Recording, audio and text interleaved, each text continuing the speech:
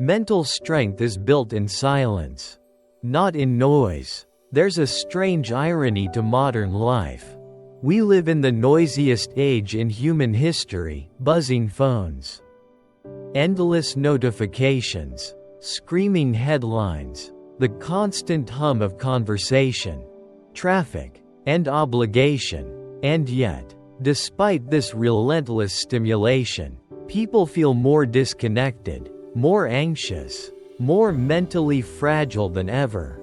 We're told that the key to growth is to hustle harder, stay busy, keep grinding. But what if the truth is the opposite? What if mental strength, the kind that grounds you when life gets turbulent, isn't forged in chaos, but in quiet? What if silence, not noise, is the true crucible for inner power? The answer isn't found in the blaring demands of the outside world. It's in the moments when the world falls away, in the stillness, in the solitude, in the silence you've been trained to avoid. The illusion of strength in noise. There's a cultural myth we've bought into, that being loud means being strong, that the boldest voice wins, that dominance is power. So we try to prove ourselves in arguments, crowd our schedules to feel accomplished, post constantly to feel seen, talk endlessly so we're never mistaken for weak. But real strength, mental, emotional, spiritual, doesn't need to shout. It doesn't need attention. In fact, it thrives in the absence of it. The strongest minds are often the quietest ones. Not because they have nothing to say, but because they've learned when not to speak. Because they've already fought the hardest battles internally. And those battles aren't waged on social media timelines or in boardroom debates. They're waged in the dead silence of personal reckoning.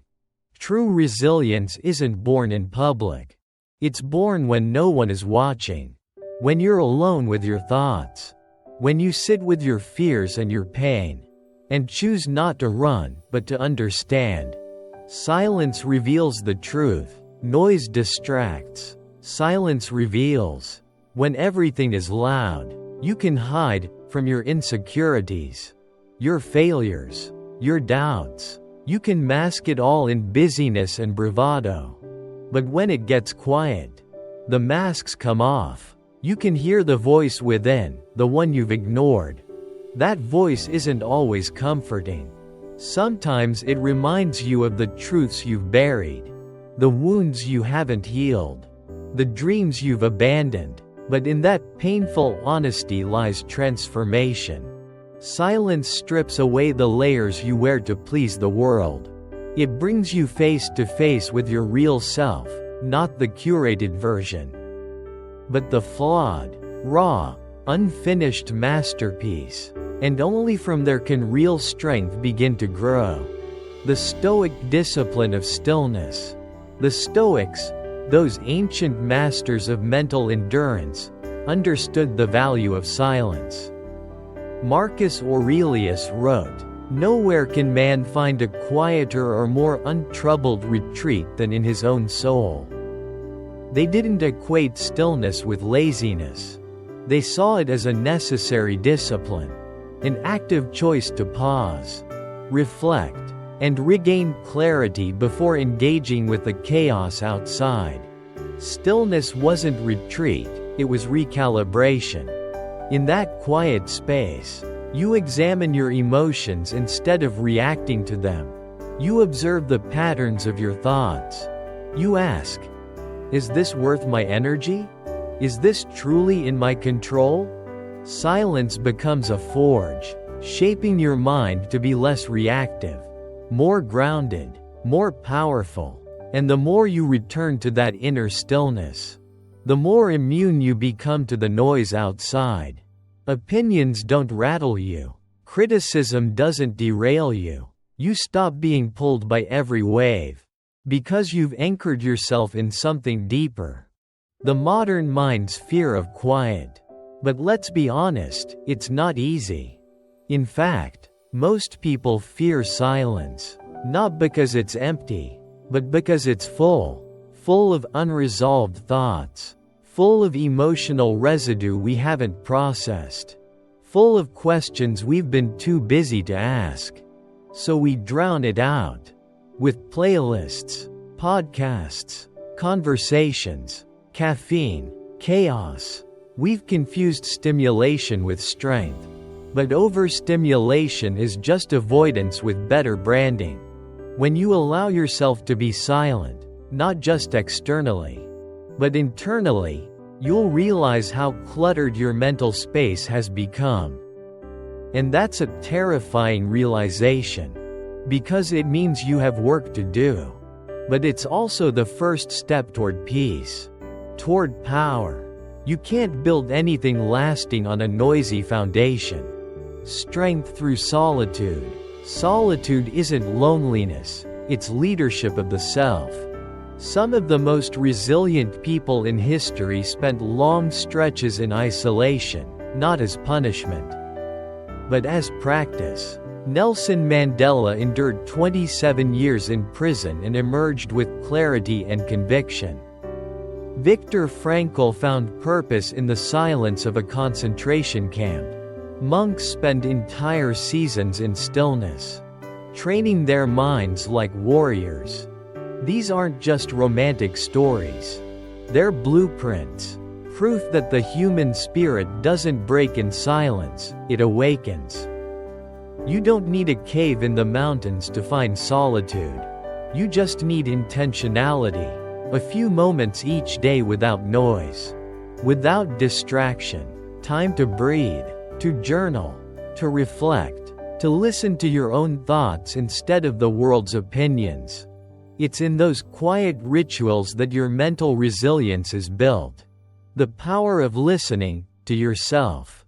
We're taught to listen to others. But how often do we listen to ourselves? Not the version of ourselves that's influenced by likes, algorithms, or deadlines, but the inner compass that whispers when something feels wrong. The intuition that nudges us toward what matters. The quiet voice that says, "This is not your path," or "You're better than this." Silence makes that voice louder. When you finally turn down the world's volume, you can hear your own wisdom. And that wisdom, that inner knowing, that's where your power lies. Not in pretending to be invincible, but in becoming self-aware, in choosing alignment over approval, in being able to sit with yourself and not flinch. That's strength. Mental strength is mastery of emotion. A strong mind isn't a mind without emotion. It's a mind that knows how to channel emotion. Silence gives you the space to feel fully without becoming consumed. In the quiet, you can cry, rage, grieve, hope, without performance, without judgment. You can metabolize your pain into purpose, your doubt into depth. And when you emerge from that silence, you bring something sacred with you, clarity. You know what to fight for. You know what to let go of. You no longer react, you respond. From a place of stillness. In a noisy world, that kind of control isn't just rare, it's revolutionary. Practicing silence in a loud world. So how do you begin? Start small. Wake up 10 minutes earlier and sit in silence. No phone, no music. Just breathe and observe. Notice the chatter in your mind. Don't resist it. Let it play. Let the dust settle. Over time, that noise will quiet on its own. Beneath it, you'll find a still, clear voice. And that voice will tell you exactly what you need to hear. Then carry that stillness into your day. Into the meeting, the traffic, the argument, the disappointment. When the world pushes you to react, choose stillness first. Choose silence. Not because you're weak, but because you're strong enough to wait. To think. To act with intention instead of impulse.